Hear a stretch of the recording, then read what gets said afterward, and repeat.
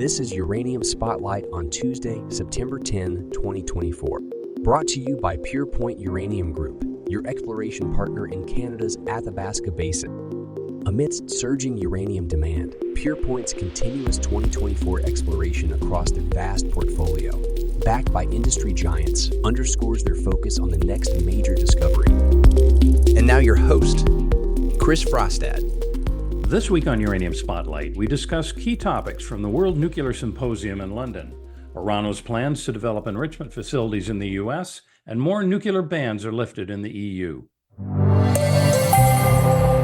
Last week, the uranium spot market saw limited activity due to the Labor Day holiday and the WNA Symposium in London. Early in the week, no transactions were reported, and the price stayed flat at $79.50 a pound U3O8. However, as face-to-face meetings picked up on Wednesday, some market interest emerged.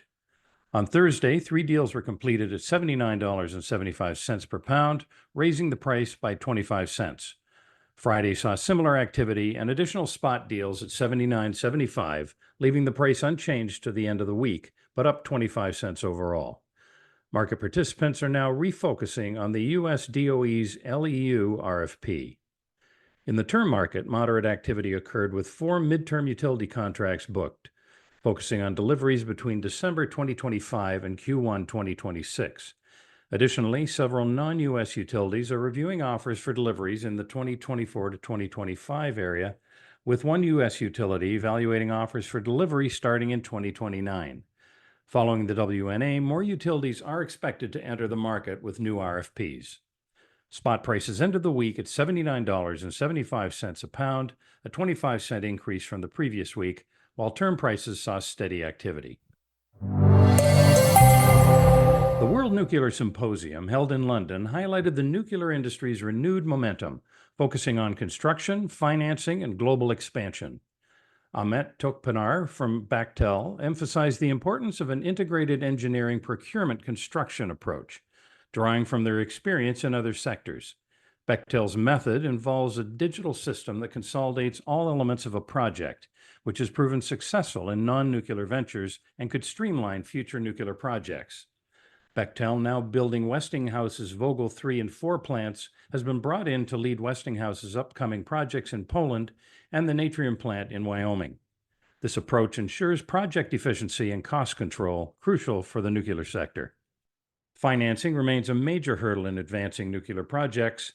Vicky Kalb, Global Head of ESG and Sustainability at UBS, pointed out the shifting attitude toward nuclear energy investments. Once stigmatized, nuclear is now gaining acceptance, especially with the European Union recognizing it in their green taxonomy. As energy security becomes more crucial, nuclear is emerging as a pivotal clean energy solution. The World Nuclear Association echoed this shift, celebrating nuclear's inclusion in a UN climate forum for the first time. It was emphasized that the significance of this acknowledgement for the future of nuclear energy. Key countries are taking the lead in nuclear expansion. China, with 102 reactors either approved, under construction, or in operation, is aggressively increasing its nuclear capacity. Canada, a top producer of uranium concentrate, is also advancing its nuclear sector, both in fuel production and reactor development. The countries embrace small modular reactors like GEH's BWRX-300, positioning itself as a global leader in this technology. However, China's chief economist noted that while modular reactors hold promise, their high costs and economic challenges might slow their growth. For China to meet its 2060 carbon neutrality target, nuclear energy must continue expanding rapidly, making it a critical component of the country's energy mix. At the symposium, nuclear fuel and the broader supply chain were also central topics.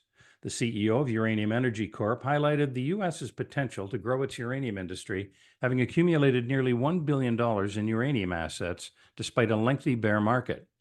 The company plans to expand its production from Wyoming to Texas and Canada's Athabasca Basin. On the enrichment side, the CEO of Urenco discussed the importance of sustaining the current momentum and translating political ambition into concrete actions.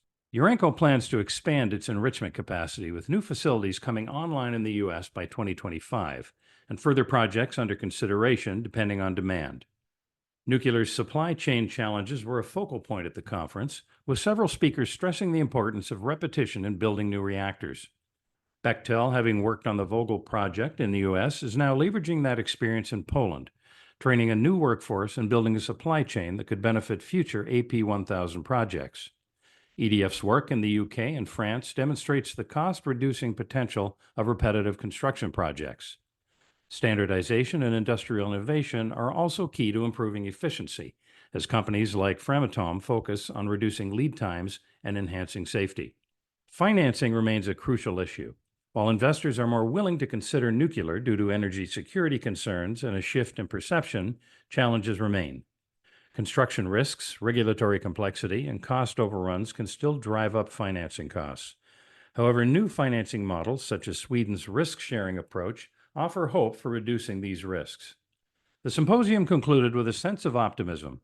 The industry's growth potential, driven by increasing demand for clean energy and global climate commitments, is evident. However, the need for action is clear. As one speaker noted, the momentum in nuclear energy is fragile, and the industry must deliver on its promises to maintain this positive trajectory. Orano, a French state-owned uranium mining and enrichment company, is planning to build a massive new uranium enrichment plant in Tennessee. This is a significant move, as Orano plays a central role in France's nuclear energy ecosystem, along Eastside EDF, which builds and operates reactors, and Framatome, which fabricates nuclear fuel. Together, they supply and maintain France's nuclear fleet, which generates 60 to 70% of the country's power each year. Now Orano seems to be positioning itself to supply the American market, as well as other Western utilities. This comes at a critical time when many of these utilities are looking to reduce the reliance on Russian uranium and nuclear fuel. The U.S. has recently banned purchases from Russia, despite the fact that Russia supplies over 40% of the global nuclear fuel market and a significant portion of the uranium market as well. The governor of Tennessee announced that Orano's new enrichment plant represents the largest single investment in the state's history. With uranium demand rising and Russian supply increasingly out of reach, this project could be a strong strategic move for Orano, bolstering uranium supplies in the U.S. and beyond. Today's news about Italy's right-wing government nearing a decision to overturn its nuclear energy ban offers a timely opportunity to explore similar shifts around the world. First, it's notable that countries which have experienced major nuclear accidents, like the U.S. at 3 Mile Island, Japan at Fukushima, and the Ukraine at Chernobyl, have not abandoned nuclear energy. Despite the challenges, they continue to invest in it.